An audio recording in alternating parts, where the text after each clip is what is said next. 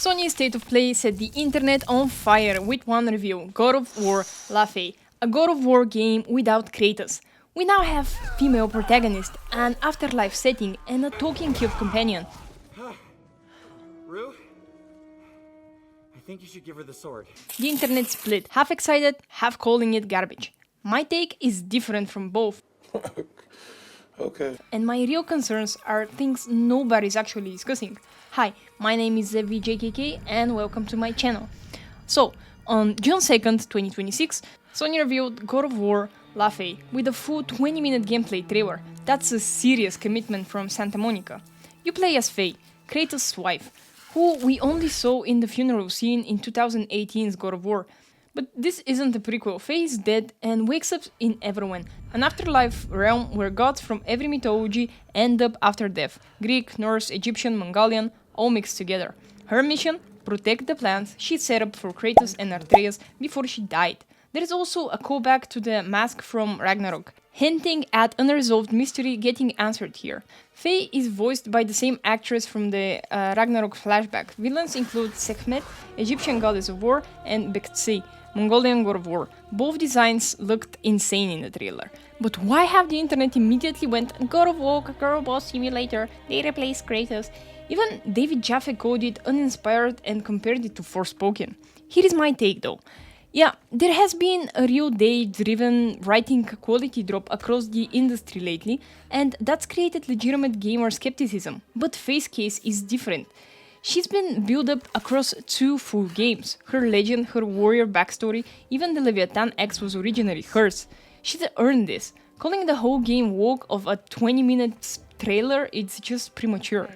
People also complained about no Kratos, no God of War, but even in the original game, Kratos wasn't the God of War. The title belonged to someone else. You OG players know who.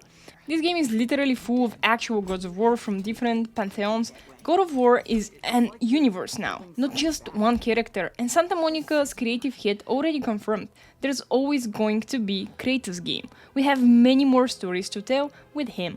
This isn't a replacement, it's an expansion.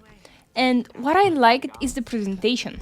The next level cinematics, 6-man mouth scene, fights, pure goosebumps every time I rewatch. The multi-mythology premises means insane visual variety, Egyptian, Norse, Mongolian, aesthetics all in one game, something no prior God of War could offer. Frank and Uryu's dynamics with Faye looked promising once you see them in motion, and also the free jumping and double jumps are now back, which is great news for the OG Greek era fans. But where does my excitement end? My real concern. The combat. Faye is lighter, different build, way less god-slaying experience than Kratos. Shouldn't her combat feel fundamentally different? But watching the trailer, her ground combat is basically Norse Kratos, minus the shield and her aerial combat, parries, and it mirrors Greek Kratos' Blades of Chaos movement almost exactly. My theory?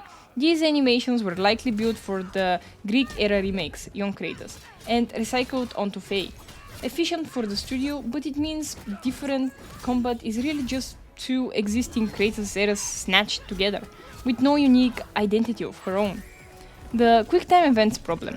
The same copy-pasted press R2 circle prompts as before. In the OG Greek games, QTs really had stakes. Miss them, take damage, die. In the Norse era games, missing one just pauses the cutscene until you press it. No risk, no consequence. Just an annoying reminder that you're playing a game. Either give QTs real stakes again, or cut them entirely. And there has been a structural copy-paste. Atreus, Frank, Mimir, Oryu, Kratos crossing realms for Faye, Faye crossing realms for Kratos and Atreus. Shield, axe, ribbon, sword. Once you see the pattern, it's hard to unsee it. Compare this to the PS2, PS3 or PS4 era, where sequels, Prince of Persia, the original GTA, each felt genuinely distinct. Now they have AAA budgets, hundreds and millions, but the studios play it safe. Understandable, but it leads to stagnation. And what is the big one? Narrative impact. God of War 2018's entire emotional core was Faye's death being permanent. Now, death isn't final. She's alive-ish in Everwhen, having adventures. A new player starting with Laufey won't feel 2018's loss the same way, and it retroactively cheapens every god Kratos ever killed. If Ares and Zeus are just chilling in Everwind 2, what was the point?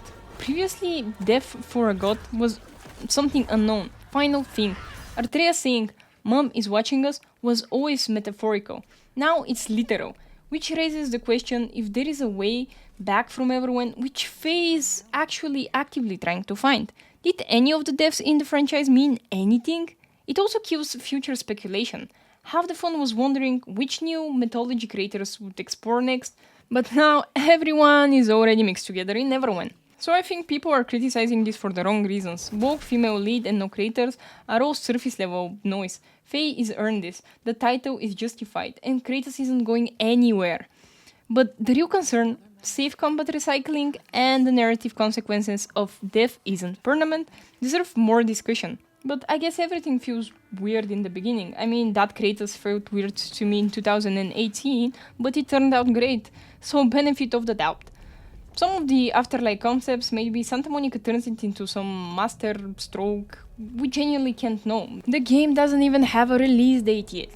I will give my final verdict when the game drops. Hold your takes, skip the knee-jerk reaction, judge the game as a game, not as politics.